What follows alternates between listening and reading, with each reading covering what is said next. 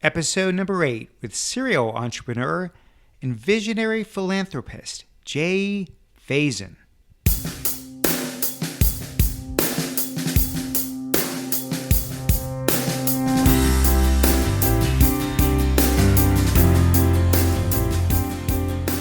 Welcome to The Art of Excellence, a show about people doing extraordinary things in their lives. I'm your host, Glenn Zweig. Thanks for joining me.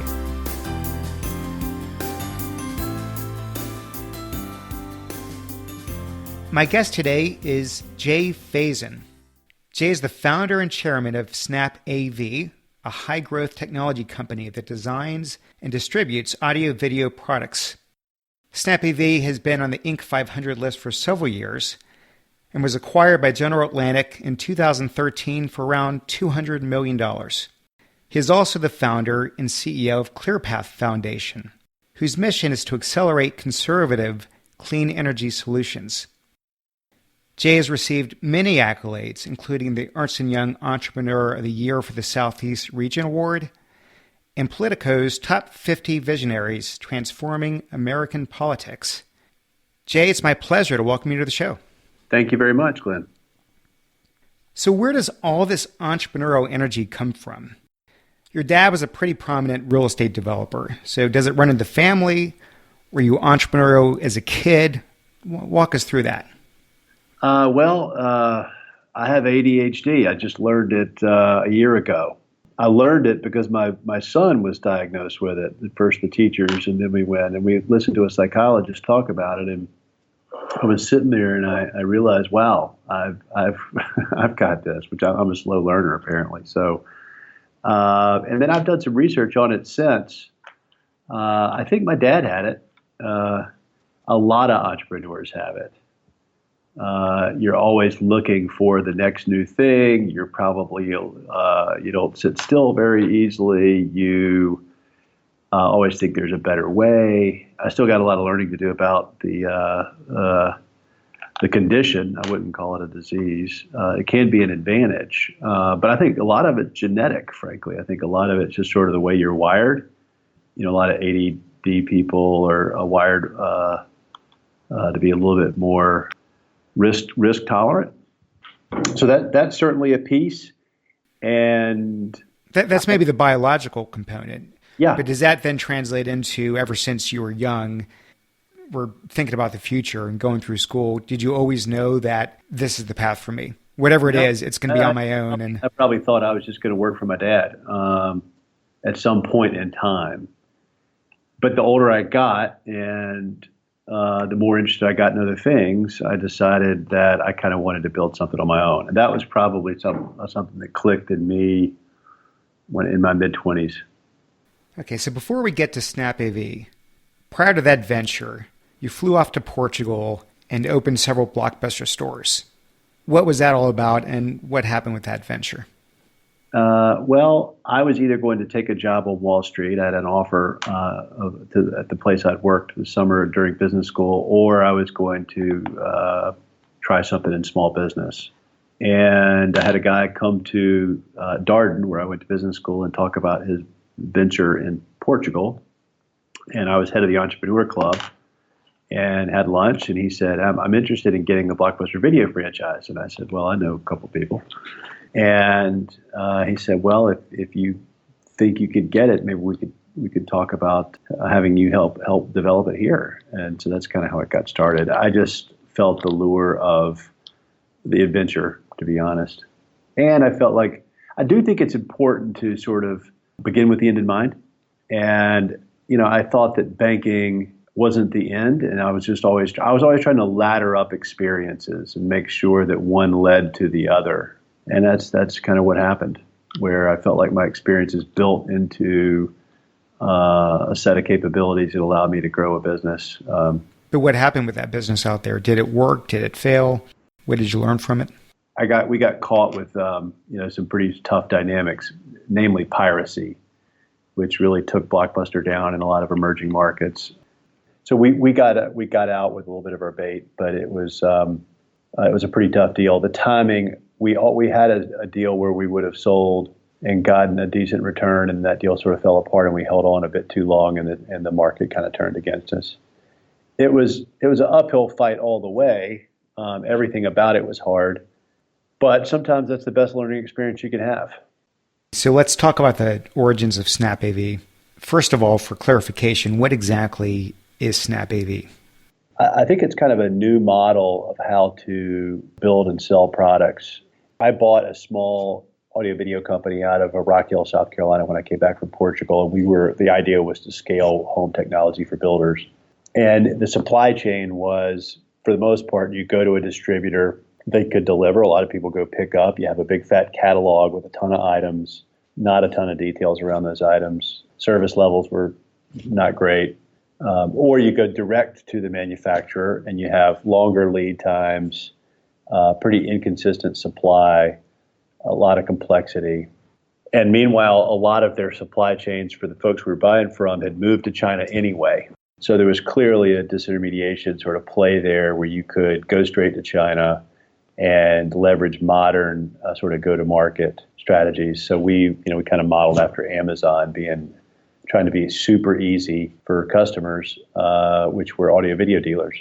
The difference between us and Amazon, obviously, they're a lot more sophisticated on some of their tools and infrastructure, but we decided to build basically a big content engine around all our products. It made it easy for installers to learn and to do products and install them. So we had a differentiated strategy, a whole new, completely different business model, and frankly, it was just a better way for audio video dealers to buy. And so today SnapAV is a market leader, a lot of because of the way we went to market. But how do you come up with that idea? I mean, had you worked in the AV industry? Were you a customer and had a bad experience? I mean, we were a retail supplier. We were a subcontractor for audio video. And so we ended up competing with the people that were supplying our company. It's possible, surely, and I'm sure a lot of people do build businesses by coming up with great ideas by sitting behind their desk. I'm not one of those people. I really get the ideas when I'm out in the market, in the field, in front of people, asking a lot of questions. That's how the ideas come to me. I think that's true for most entrepreneurs. And clearly, there was some brokenness to our supply chain that yielded an opportunity, and that's how it was. To me, it was fairly obvious. We were being overcharged, underserved, and the delivery model was not great. And I had a guy come back from China who worked for a big electrical company, U.S. electrical company. He was starting a sourcing firm. I gave him 3 or 4 products. I said, "How much do these things cost in China?" And he came back to me, and I said, "Wow, there's got to be a business in this." And so that's where we started. Well, as you know, startups don't usually go from zero to a huge exit like that without some challenges along the way. What were some of your biggest ones? I think some of the biggest challenges were myself. A lot of entrepreneurs are good at doing and not as good at leading. It's fine when you have a small company, you can lead by example. But when you have to start relying on other people to make decisions and you start scaling a company, you have to learn how to take a step back and how to talk about intent versus giving directives, and how to build strategy collectively and collaborate. And fortunately, I had a strong team who pushed back on me when that wasn't the case. And so I learned it the hard way. I learned how to be a strategic leader versus a tactical entrepreneur. And that's a hard step for a lot of, hard charging, get it done now type entrepreneurs. Meaning going from being a micromanager to being more of a delegator. Sort of. I think a better description would be going from tactical to strategic. Building strategy in a team versus the individual coming up with all the plans and then delegating. That doesn't work very well unless you're brilliant and everybody, you always got the right ideas and everybody trusts you. When they don't come up with the ideas themselves or in collaboration, then as soon as it doesn't work, they disavow themselves of the ideas and the plans. Whereas if they're involved in building the plans, then everybody owns the plan collectively. That's enormously important in my viewpoint. I think from my experience, the entrepreneur's ability to make that leap from the tactical to the strategic is probably one of the biggest roadblocks to success. So the question I've got for you is, how did you do it? Were you coached along the way? Did you have a mentor? Did you just sort of learn through School of Hard Knocks? Yeah, all of the above. I think humility, intellectual humility is so important. I think the older I get, the more I value it. I work a lot in DC now, and I wish we had more intellectual humility there. Because when you're intellectually humble, then you reach out for help, and you can see your blind spots. But if you can't see your blind spots and you don't reach out for help, you're probably going to run into a wall. Yes, I had a mentor. I was in an executive group. I became a student of it, and was very methodical about it. And I also enabled my team to give me direct feedback if I wasn't delivering on my promise. For example, my business mentor at the time had a rule he shared with me, and I thought it was brilliant, simple but brilliant, and I adopted it, which was the veto rule, which means I can veto anything as the owner and leader of the company, but I can't impose anything either. So if I can't sell the team on an idea, they don't buy it. If I don't get a majority in our leadership team supporting it and wanting to do it, then we don't do it. Right? That rule in itself really empowers the team. It really makes the team feel like equal partners, and it can stop you from doing some really dumb stuff. You have your MBA, correct? Yeah. What do you think the biggest gap is between what you learn in an MBA curriculum and the realities of what you need, the toolkit that you need being a CEO of a high growth company? Yeah, management. Probably 2/3 of business school students go on to be financial professionals, analysts, and then professionals or consultants. And very few are sort of line managers managing teams. And when you take organizational behavior at a business school, they teach these concepts. But the blocking and tackling of management, like, for example, management rhythm, I'd never heard of that before until I was 30 something, right? Which is kind of crazy. But you should have everybody that reports to you should be on some sort of recurring management rhythm with feedback loops and accountability and all this stuff. I learned that well after business school. I'd never heard of it before, which to me, if you're not doing management rhythms, you're going to be in trouble before too long, for example. So I think they miss some of the blocking and tackling. I'm a huge fan of business school. I learned a ton, but I do feel like a lot of the sort of common sense tools that I had in my bag as a 40-year-old entrepreneur, 45-year-old entrepreneur were built along the way. I didn't have those tools in my bag in my 20s. I know hypotheticals are really tough to answer. The Portugal deal didn't quite work out the way you had hoped. SnapAV obviously did, but let's just say that it didn't. Maybe you timed it wrong, or you just never got the traction, you misidentified the market, and let's just say that one ended too soon as well without any sort of exit in financial return. Do you think you would have just continued to be an entrepreneur and find new ideas over and over again? Or do you think you would have said, you know what, if this doesn't work, I'm waving the white flag, I'm going to corporate America and getting some other job? Do you have any sense of had that happened where you would have gone? I might have wound up in real estate doing deals and stuff. I've always been a good deal guy. I don't think I would have dusted myself off and tried again after all the iterations I'd been through. I think that would have been like, okay, I'm not built to build a big, strong company. I don't think I would have made it. Right. You got to. I think you might have one or two losses in you. I'm not sure. I'm not sure you can, after years of grinding it out on a new idea. I don't know how many resets you have in your system. Some have more than others. Some only have one. So I think it's okay to fail once, but probably don't want to fail twice. Just too hard to recover emotionally, you're saying? Yeah, I think entrepreneurism is all about energy and confidence. And if you lose either one of those, then I think you're in trouble. Let's move on to ClearPath. So you sell SnapAV. You started this foundation to raise awareness to conservatives about clean energy. You donated $165 million of your own money to start it. Why are you so passionate about clean energy? Well, up in D.C., I don't talk about climate change that much because it's fingernails across the chalkboard in the Republican Party. And we don't have to agree on all the details of the science to agree that new energy technology is cheaper, better, and cleaner. So that's sort of our talking point. But I agree with the World Economic Forum in Davos, for example, that would said 2 years running, climate change is the number one risk to our planet.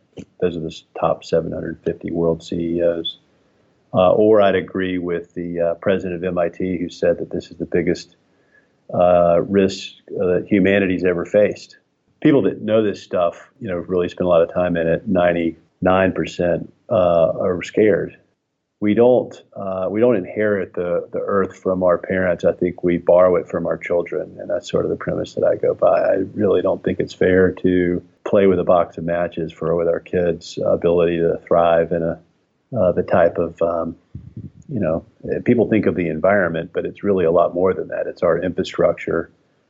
It's our ability to produce crops at affordable prices. It's everything, and I just feel like we need to do whatever we can to preserve that for our kids. But you could have written checks to organizations affecting positive change with the environment. You could have sat on some boards.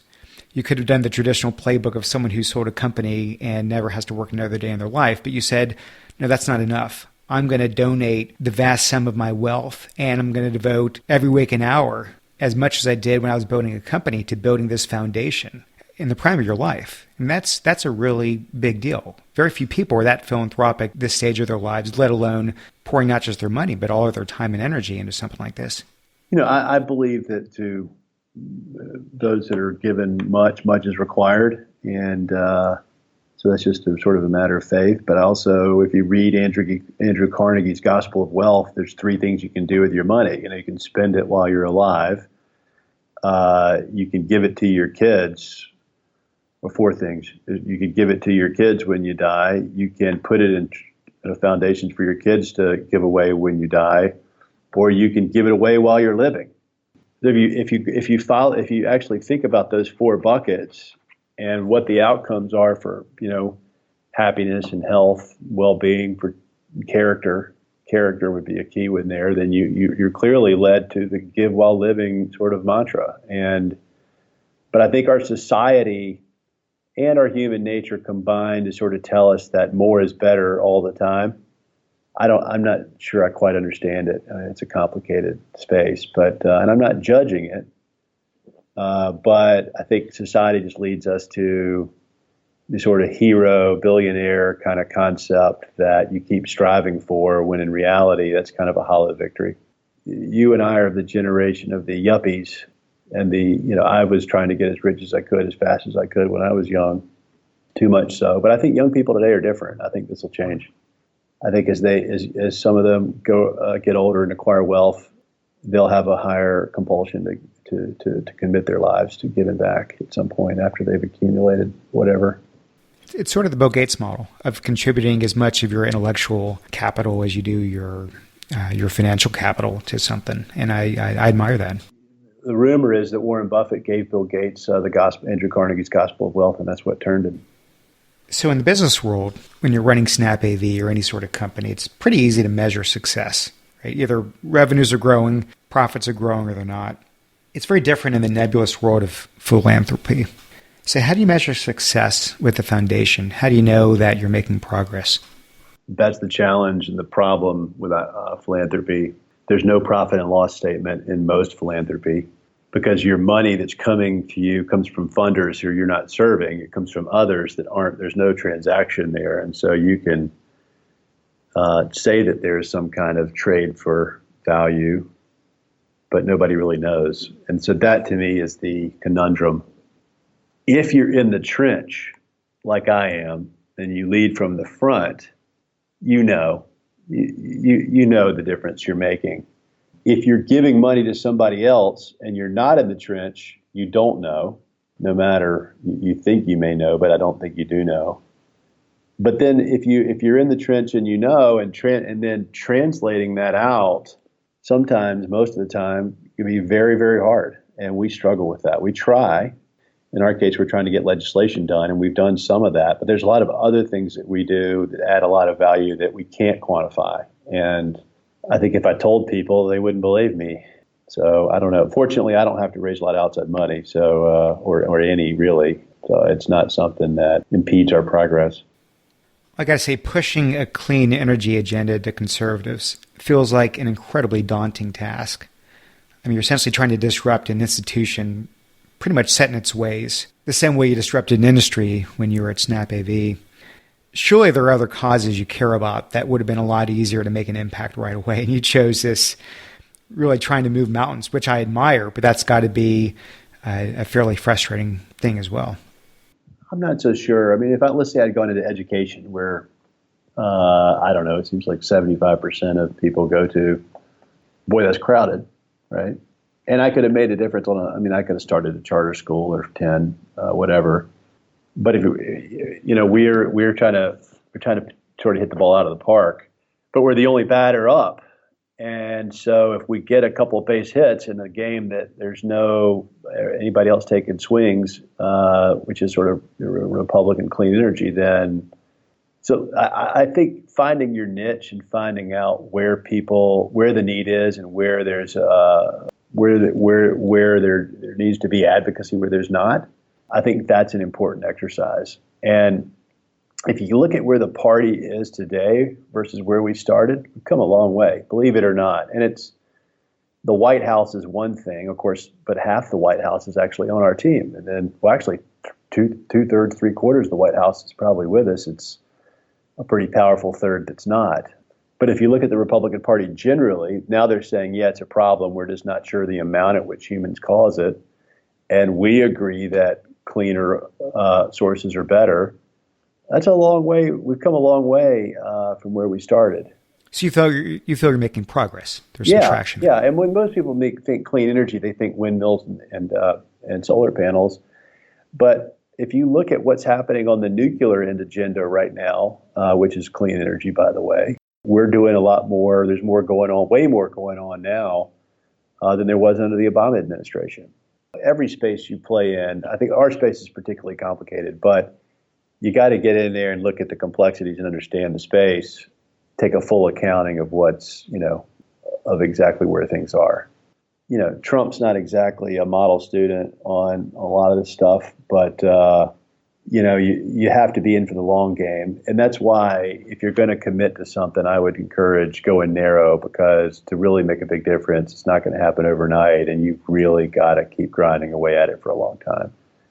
So your expectations need to be, calibrated in this game. It's not whatever game. If you're really trying to make big change, it's there's no overnight successes. Did you go into this knowing how big of a challenge this was going to be? I think like if an entrepreneur did a full accounting of the probabilities of success and failure, they probably never start. Never start. Right. I think entrepreneurs are overly optimistic by nature. That's why they start the business in the first place. Clearly, I was overly optimistic. I stupidly thought that if people just understood the problem, that would turn the tide. But the human brain's a very complex place. This is true. I read, clearly there was a lot of resistance when you set out. And somewhere along the line, I read that you, what I would consider a pivot and switch strategies to some degree. Can you sort of walk us through how you started? What was the platform? What was your approach?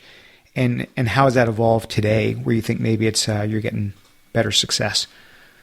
I had a cardinal sin at my old company, was never market to yourself. And I'd be pretty assertive. If somebody started marketing to themselves, then I would literally interrupt them and say, hey, look, you're marketing to yourself. And I don't really have a lot of interest in that. Everybody does that. Everybody says, oh, I think it should be this way, or I like that, and therefore other people must think like me. Well, they don't. I've probably said, don't market to yourself 1,000 times. And what did I do? And I came out, I marketed to myself, which was moderates will get on this issue if we simplify it and make it relevant to them. And that might have been true if we had spent an enormous amount of money and an enormous amount of money for every conversion we had, speaking in sort of direct marketing terms. But parallel to that, I was sort of monkeying around as a lifelong Republican. I was sort of monkeying around inside the party, going to some fundraisers and getting to know a couple of congressmen. And I realized that, that was a lot more, that was the vacuum, and that there was a way to sort of get stuff done. And you can just go straight to the source, right? Because at the end of the day, we do need federal policy State policy is important, federal policy is more important. And why not just go, if you can get an audience with the decision makers, just go straight in. Unless you're brilliant and you have, a crystal ball, you should always be testing new ideas against other ideas. Clearly, the first idea we had was an inferior idea to a more direct approach into the system. Have you ever flirted with running for office yourself? No. I mean, surely you talk with, when you spend as much time with elected officials as I do, you got to think about it. You think about, okay, what would it be like to be in their shoes? But I am wired in a way that would make me probably A, miserable, and B, ineffective in that slot. They take a lot of heat for being, incompetent or whatever. But most of what I would say is they're just overscheduled in a system that is full of nonsensical to-dos, which would drive me literally crazy. I wouldn't be able to find the bandwidth to do really strategic things or build any kind of coalition I needed to do things that I thought were important. And that's sort of the trap that I think we're in as a nation, where a lot of our elected officials are an inch deep and a mile wide, and it's not actually their fault. Long answer, no.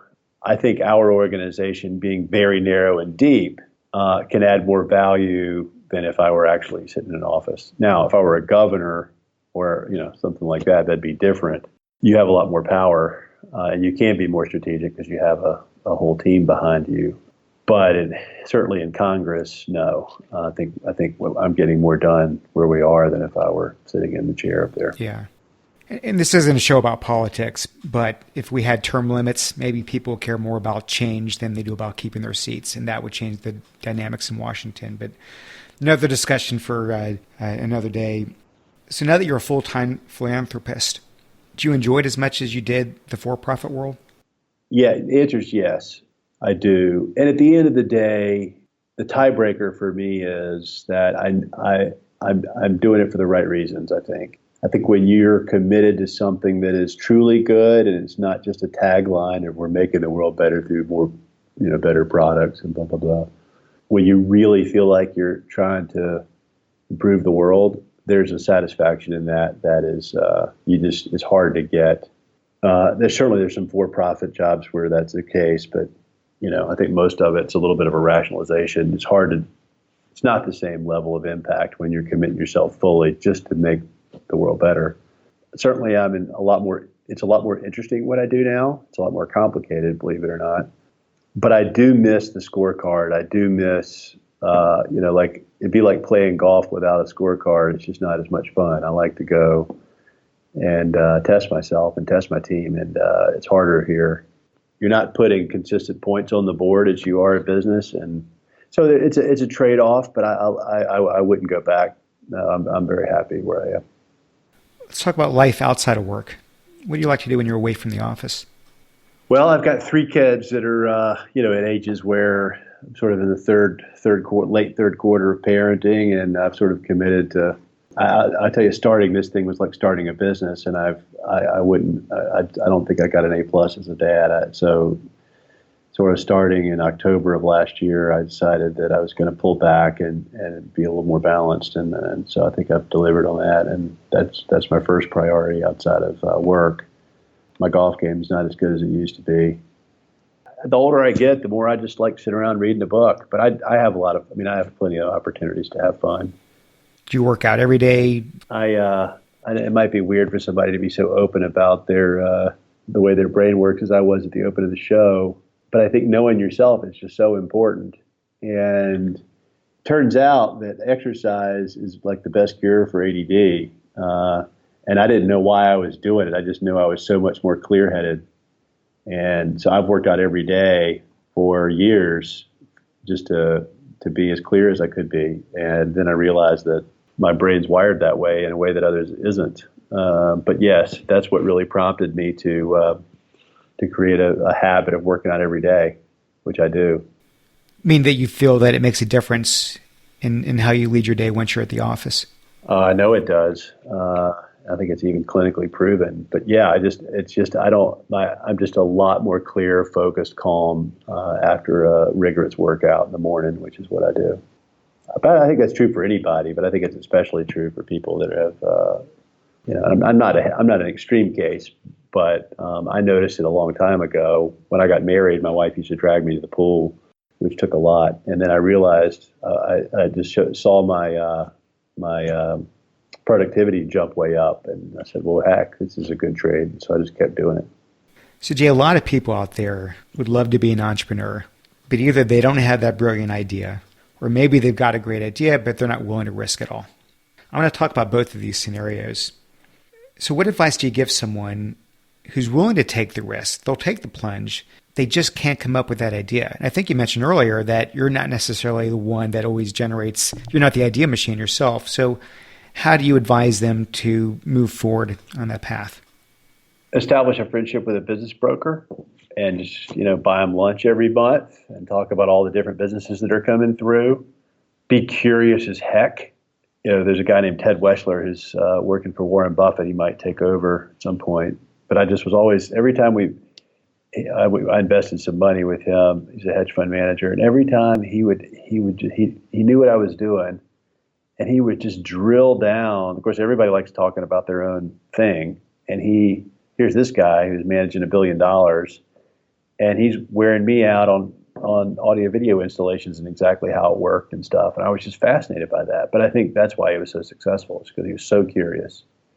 So I think you need to foster a lot of curiosity, but I think you need to put yourself, at the intersection of a couple of, at the intersection of different commerce, because sitting in your office trying to come up with an idea, I think is not a great idea.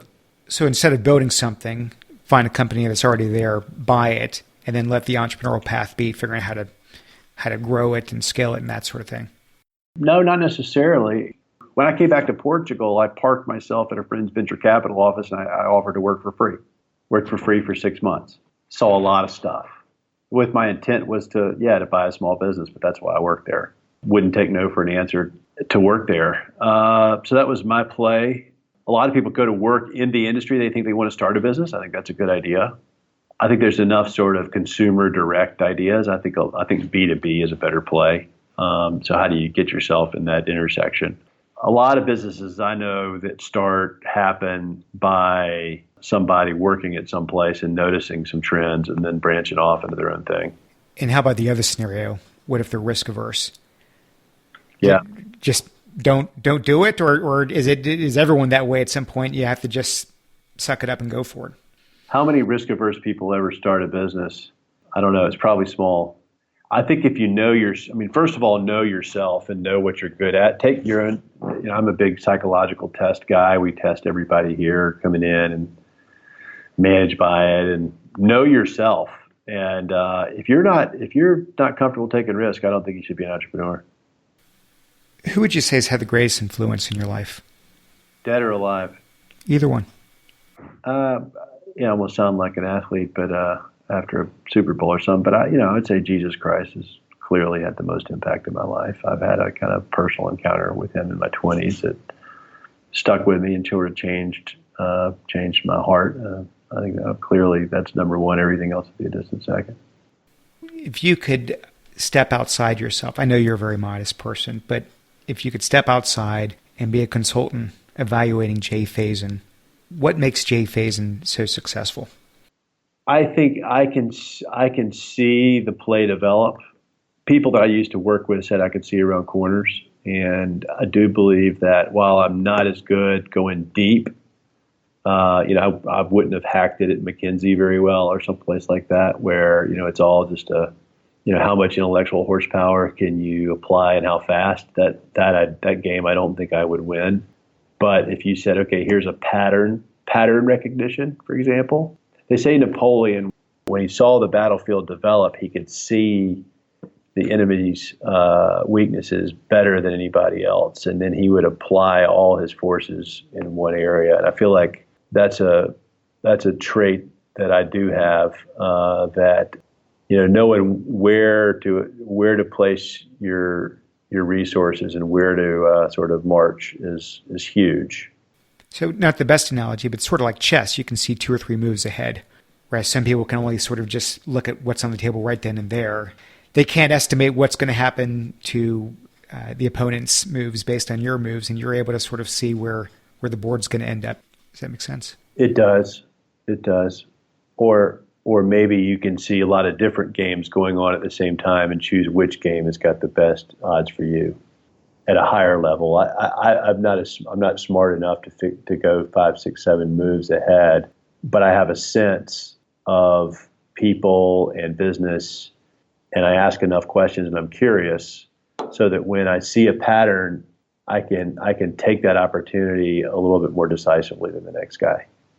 So continuing on that note, if you look back at all the success you have had, some of it is just, and I'll attribute some of that just to raw talent, the way you see the world and what you might be able to see that others can't. There's also just hard work and tenacity, and there's usually some degree of luck and timing along the way. What % of your success do you think would be attributed to each of those buckets? Luck and timing cannot be underestimated. Kenny Rogers, know when to hold him and know when to fold him is huge. Good strategy and good timing are very, very important. Actually, I talk about 3 different things when I talk about a business. I talk about the plan, the process, and the people. And in that order, not in order of importance, but in order of sequence. You need to have a good plan, even if it changes. You need to have a plan. A lot of people don't do very well at that. And it needs to be strategic. And in early, you need to iterate on it a lot, and then over time, hopefully, you don't have to. And then process, I think you need to build repeatability, and then people, you have to get good people, and you have to have the right people to sit in the right places on the bus. It all sounds very simple, but very few people think like that and really execute like that. And to do all that requires a lot of commitment, a lot of energy, and a lot of persistence, right? A lot of grit. And that's I think that's to some degree what young people today don't have as much, maybe as we have. I don't know, the ability to just keep getting hit and getting back up and trying again. They've been a lot of pampering sort of reduces people's level of grit. So yeah, plan, process, people, and a lot of grit. And do you try to assess that grit quality when you're interviewing people? Some people, I need grit, and some people I don't need grit, and it just depends. If I'm talking about somebody who's going to lead a business, I'll be, and especially something that's new, yeah, absolutely. So if you could jump in the proverbial time machine, and you're not that old yet, so you don't have to go back too far, but go back to the 20-something Jay Faison, just graduating from school, knowing what you know today through the ups and the downs, through the various businesses. What advice do you give yourself? Know thyself. Submit yourself to a 360-degree review by the people that know you well. Do some psychological testing on yourself. Based on the way you're wired and your capabilities, write a vision and mission statement or some variation thereof for your life. If you don't know where you're going, you're probably not going to get there. And I feel like it's really important for people to pick that spot on the horizon where they want to go. When people ask me if they want to take me to, if they want to have lunch or something and get advice, I always say, okay, you're on your hospital bed, your family's around, things are shutting down. You look back over your life, what do you want to see? I think that's a good place to start. Well, we'll end on that note. That's great advice. Jay, this has been fascinating for me.